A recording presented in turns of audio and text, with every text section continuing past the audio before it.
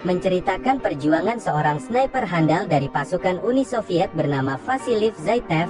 Karena kehebatannya, Jerman mengirim sniper handalnya bernama Mayor Konik untuk melawan Vasiliev dalam pertempuran dahsyat pada masa Perang Dunia Kedua. Di awal film, kita diperlihatkan adegan pembuka. Saat musim dingin di pegunungan Ural Uni Soviet, seorang kakek sedang mengajari cucunya berburu. Bocah itu bernama Vasiliev Zaitsev. Vasiliev diajari cara menembak yang baik, dan ketika membidik harus tenang dan tidak bergerak. Vasiliev diajari konsentrasi saat menembak dan tepat mengambil keputusan. Kita diperlihatkan Vasiliev yang sudah besar menjadi tentara pejuang Uni Soviet. Dia sedang diberangkatkan menuju Stalingrad. Di dalam kereta, Vasiliev terlihat sedang melirik wanita cantik. Wanita itu bernama Tania. Sampai di stasiun, warga sipil diperintahkan turun dari kereta, karena kereta itu akan membawa tentara Uni Soviet menuju Stalingrad untuk menahan serangan Nazi. Sampai di tempat tujuan, para tentara akan menyeberangi sungai Volga dengan menaiki perahu. Saat di tengah sungai Volga, mereka dihujani tembakan oleh Angkatan Udara Jerman, dan banyak tentara Uni Soviet yang gugur. Beruntungnya Vasiliev selamat, dan berhasil mendarat di dermaga kota Stalingrad. Para pejuang Uni Soviet sedang diberi senjata, namun senjata yang terbatas. Vasiliev tidak kebagian, dan hanya diberi peluru.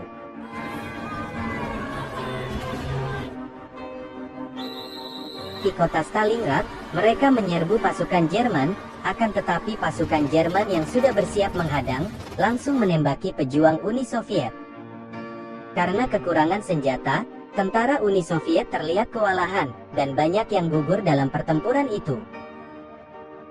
Kali ini rencana tentara Uni Soviet gagal total membendung pasukan Nazi Jerman.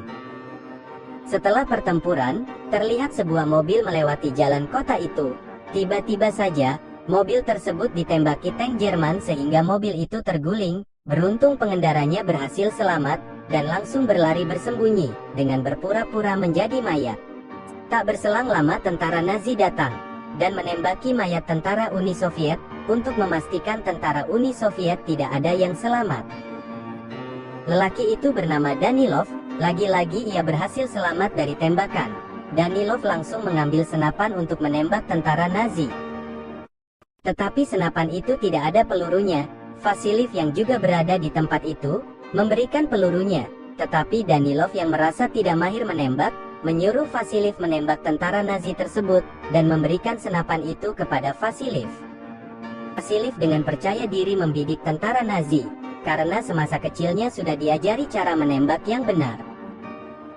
Dia langsung mengheadshot komandan Nazi yang sedang mandi. Kemudian semua anak buahnya dihabisi Vasiliev. Setelah kejadian itu Vasiliev dan Danilov menjalin hubungan pertemanan. Pada tanggal 22 September tahun 1942, Nikita Khrushchev mengunjungi kota Stalingrad yang sudah hancur. Dia mengevaluasi kinerja komandan yang tidak becus mempertahankan kota Stalingrad. Nikita Khrushchev memberi semangat para jenderal dan perwira untuk mempertahankan kota Stalingrad, karena kota itu adalah simbol negara Uni Soviet. Danilov yang menjabat sebagai letnan senior memberi saran agar menaikkan moral semua warga, dan memberikan harapan supaya jiwa patriotisme mereka bangkit. Uni Soviet membutuhkan seorang pahlawan yang dapat menginspirasi mereka. Khrushchev yang penasaran menanyakan siapakah orang yang dimaksud. Danilov mengatakan dia adalah Vasiliev Zaitsev. Kemudian Danilov memuat berita lewat majalah dan radio tentang kehebatan Vasiliev yang menghabisi semua tentara Nazi, sehingga Vasiliev menjadi inspirasi warga Uni Soviet dan terkenal di mana-mana, sehingga banyak warga ikut mendaftar sebagai sniper. Semua itu dilakukan Danilov untuk propaganda dan memberi semangat seluruh tentara Uni Soviet. Sekarang Vasiliev dan Danilov dipromosikan jabatannya. Vasiliev diangkat menjadi divisi sniper, dan Danilov diangkat menjadi staf khusus jenderal militer. Mereka berdua sedang di rumah Filipov yang tinggal bersama anaknya bernama Sasha. Tiba-tiba seorang wanita datang. Diketahui wanita itu bernama Tania, dia adalah tentara gerilya Uni Soviet. Vasiliev dan Danilov pun terkagum dengan kecantikan Tania. Vasiliev langsung mengatakan, ia pernah bertemu dengan Tania di kereta, tapi Tania tidak ingat kejadian itu. Di markas Jerman, yang berada di Stalingrad pada tanggal 21 Oktober tahun 1942, terlihat Jenderal Nazi resah karena perwiranya telah dihabisi Vasiliev, sehingga jenderal itu mendatangkan seorang sniper handal bernama Mayor Konik. Dia ditugaskan untuk menghabisi semua sniper Uni Soviet, terutama Vasiliev Zaitev. Saat di rumah, Vasiliev yang sedang tidur, dibangunkan oleh rekannya, dan memberitahu Vasiliev bahwa ada sniper Nazi di sebuah toko. Akhirnya Vasiliev bersama rekannya, bergegas ke tempat itu, dan mencari sniper musuh yang sedang bersembunyi. Tidak lama kemudian, Vasiliev menemukan posisi sniper musuh, dan menembaknya. Mereka bergegas mengeceknya, untuk memastikan sniper musuh sudah terbunuh. Saat di tempat itu, ternyata sniper yang ditembak Vasiliev, hanyalah sebuah patung, dan sekarang mereka berdua terkena jebakan Batman, sehingga satu persatu rekan Vasiliev terbunuh oleh sniper musuh. Vasiliev menemui Danilov, untuk menceritakan kejadian itu, bahwa sniper musuh sangat hebat, ia memiliki insting yang tajam. Ternyata Danilov sudah mengetahui, bahwa Jerman telah mengirim sniper handalnya bernama Mayor Konik. Untuk menghadapi Mayor Konik, Vasiliev akan ditemani oleh Kolikov. Dia adalah salah satu murid Mayor Konik. Sebelum Perang Dunia Kedua terjadi, hanya Kolikov yang tahu, strategi dan taktik Mayor Konik. Keesokan harinya, Kolikov, Vasiliev, dan Volodya berada di sebuah gedung. Mereka sedang mencari posisi yang strategis. Ketika sedang melakukan pengintaian, Kolikov menyuruh Volodya mengambil minuman, karena ia merasa kehausan. Saat pergi mengambil minuman, tak disangka Volodya tertangkap oleh pasukan Nazi, dan Mayor Konik menanyakan posisi Vasiliev dan Kolikov, tapi Volodya tidak mau menjawab. Mayor Konik yang kesal, mengganti seragam Volodya dengan seragam Nazi sebagai pancingan, supaya Mayor Konik dapat mengetahui keberadaan Vasiliev dan Kolikov. Strategi Mayor Konik berhasil. Kolikov melepaskan tembakan ke Volodya, sehingga Mayor Konik mengetahui keberadaan mereka berdua. Kolikov yang merasakan keberadaan Mayor Konik, lalu ia melakukan taktik tipuannya dengan menaikkan helmnya di balik jendela, sedangkan Vasiliev mengintai keberadaan Mayor Konik. Dengan segudang pengalamannya, Mayor Konik tidak terpancing untuk menembak. Ia tahu, itu hanya tipuan saja. Lalu Mayor Konik mengarahkan senapannya ke tembok gedung yang telah hancur. Ia menunggu mereka melewati celah itu. Merasa di tempat itu tidak ada Mayor Konik, mereka akan pindah ke gedung sebelah. Akan tetapi saat melompat, Kolikov terkena headshot oleh Mayor Konik. Vasiliev langsung kaget dan ketakutan melihat kejadian itu, karena semua rekannya terbunuh oleh Mayor Konik.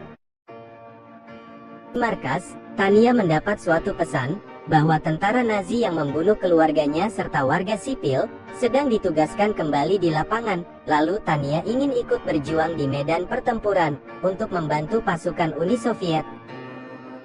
Vasiliev menceritakan kejadian itu kepada Danilov. Ia merasa tidak sanggup melawan Mayor Konik. Danilov lalu memberi semangat Vasiliev, dan mengatakan, dia telah mengirim informan yang akan memberi informasi tentang Mayor Konik. Danilov yang menyukai Tania, berpesan ke Vasiliev untuk menyampaikan perasaannya ke Tania, dan membujuk Tania agar tidak ikut bertempur di lapangan. Saat sampai di rumah, Vasiliev menemui Tania untuk menyampaikan pesan Danilov. Mendengar hal itu, Tania tidak peduli. Dia sudah bertekad ikut berperang untuk membalaskan dendamnya karena keluarga Tania telah dibunuh tentara Nazi. Lalu Vasiliev memberikan senapan milik Kolikov. Di tempat Mayor Konik, terlihat Sasha anak dari Filipov memberitahu Mayor Konik tentang jalur yang biasa dilalui Vasiliev. Setelah itu Mayor Konik memberikan imbalan daging dan coklat kepada Sasha. Setelah mendapatkan informasi tersebut, Mayor Konik bergegas pergi menuju lokasi yang biasanya dilalui Vasiliev. Akan tetapi Vasiliev tidak melalui jalur itu. karena ia merasa diintai oleh Mayor Konik yang sedang memburunya. Lalu Vasiliev bersama rekannya melewati jalur lain, ia akan menyergap Mayor Konik dari belakang. Saat dalam pengintaian, Mayor Konik mendengar suara getaran dari pipa tersebut, sehingga dia berpindah ke posisi yang lebih strategis. Saat Vasiliev dan rekannya keluar dari pipa, mereka berdua langsung ditembaki oleh Mayor Konik yang sudah bersembunyi di balik jendela, sehingga rekan Vasiliev tertembak di bagian lengan. Lalu Vasiliev menyuruh rekannya kembali ke kamp. Di tempat itu, Mayor Konik bersiap menembak Vasiliev yang sudah terjebak, dan Vasiliev tidak bisa mengambil senjatanya karena terlempar terlalu jauh. Rekan Vasiliev berhasil sampai di kamp, memberitahu Tanya kalau Vasiliev sedang terjebak dan tidak bisa kemana-mana. Mendengar hal itu, Tanya bergegas pergi menyelamatkan Vasiliev. Akhirnya Tanya menemukan Vasiliev. Kemudian Vasiliev membuat strategi untuk mengalihkan perhatian Mayor Konik. Dengan strategi itu Vasiliev berhasil menembak tangan Mayor Konik, sehingga Mayor Konik mundur. Sesampainya di camp, semua tentara Uni Soviet terlihat gembira. Tanya dan Vasiliev sudah saling akrab. Nampaknya Tanya menyukai Vasiliev. Di malam hari, Vasiliev diberitahu Sasha persembunyian Mayor Konik. Mendengar informasi itu, Vasiliev bergegas pergi mengintainya. Vasiliev bersembunyi di antara mayat yang bergelimpangan. Karena semalaman Vasiliev tidak tidur, pagi harinya, ia ngantuk berat, sampai tertidur pulas di antara mayat-mayat. Tak berselang lama, tentara Uni Soviet datang menjarah barang-barang berharga, dan tentara itu juga mengambil barang milik Vasiliev. Namun tentara itu tertangkap oleh perwira Nazi, dan barang-barang tersebut disita oleh perwira Nazi untuk diserahkan ke atasannya. Di base camp Nazi, Jenderal memanggil Mayor Konik. Ia memberitahu kalau Vasiliev sudah tewas, dibuktikan buku milik Vasiliev, namun Mayor Konik tidak percaya, dia yakin Vasiliev masih hidup. Dan keesokan harinya, Jerman menyebar berita kematian Vasiliev sebagai propaganda. Tujuannya membuat moral pasukan Uni Soviet ngedrop dan menyerah. Mendengar berita itu, Tanya dan Danilov terlihat sangat terkejut.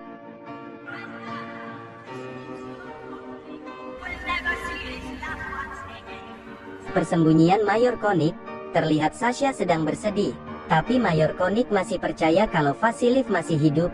Mayor Konik yang sudah akrab dengan Sasha memberitahu sebuah rencana yang sangat rahasia, dan ia meminta Sasha tidak membocorkan kepada siapapun, bahwa Mayor Konik akan menyergap Vasiliev di stasiun. Tiba-tiba Vasiliev datang kembali ke camp. Danilov yang melihatnya sangat senang, lalu Vasiliev menanyakan keberadaan Tanya. Kemudian Sasha sudah memberitahu Tanya kalau Vasiliev masih hidup, dan keesokan harinya Mayor Konik berada di stasiun kereta api, sehingga Tanya berada di sana untuk menghadapi Mayor Konik. Lalu Vasiliev bergegas menyusul Tanya. Malam itu, Mayor Konik sudah mengintai Vasiliev di stasiun. Alangkah terkejutnya ia melihat Tanya di stasiun. Lalu Mayor Konik berpikir kalau rencananya telah dibocorkan oleh Sasha. Adegan berpindah ke Vasiliev menemui Tanya, kemudian mereka berdua meluapkan rasa kangen, dan menghabiskan malam dengan bermesraan. Saat Sasha akan menemui Mayor Konik, Sasha dibawa ke tiang, dan Mayor Konik menggantung Sasha karena dia telah membocorkan rahasianya. Di pagi hari, tiba-tiba Tanya melihat bocah yang digantung di tiang yang sangat tinggi. Setelah diteropong bocah itu adalah Sasha, sehingga membuat Tanya shock dan histeris. Vasiliev mencoba menahan Tanya yang akan mengambil tubuh Sasha, lalu Vasiliev menyuruh Tanya pulang. Ia berjanji akan membalaskan dendamnya kepada Mayor Konik. Saat di perjalanan, Tanya bertemu Danilov. Ketika sampai di rumah, Danilov menyuruh Tanya dan Filipov meninggalkan kota Stalingrad, karena sebentar lagi kota Stalingrad akan dikuasai oleh pasukan Nazi. Tetapi Filipov, ia tidak mau dievakuasi tanpa Sasha. Danilov terpaksa berbohong, menjelaskan kalau Sasha telah membelot ke pihak musuh dan mengkhianati negaranya. Mendengar hal itu, akhirnya Filipov mau dievakuasi. Mereka bertiga langsung bergegas pergi ke dermaga untuk menaiki kapal yang akan membawa warga sipil untuk dievakuasi. Akan tetapi saat di perjalanan mereka terkena serangan bom yang membuat Tanya terluka parah.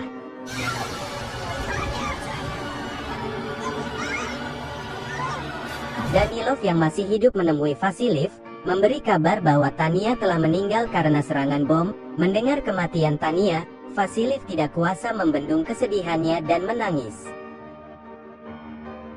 Danilov terlihat sangat frustasi dan merasa bersalah. Lalu Danilov mengorbankan dirinya sebagai pancingan. Ia akhirnya di-headshot oleh Mayor Konik. Setelah menembak, Mayor Konik keluar untuk mengeceknya. Ketika sedang berjalan, tiba-tiba Vasiliev datang dari samping kirinya. Mayor Konik yang sudah terkena jebakan Vasiliev, ia terlihat pasrah karena tidak bisa kemana-mana. Vasiliev lalu menembak kepala Mayor Konik sehingga tewas seketika. 2 bulan kemudian, pada tanggal 13 Februari tahun 1943, pasukan Nazi menyerah tanpa syarat karena pasukannya kalah dan terkepung. Di akhir film, Vasiliev sedang di rumah sakit mencari Tania, karena ia yakin Tania masih hidup, dan akhirnya Vasiliev menemukan Tania yang masih hidup, dan film selesai.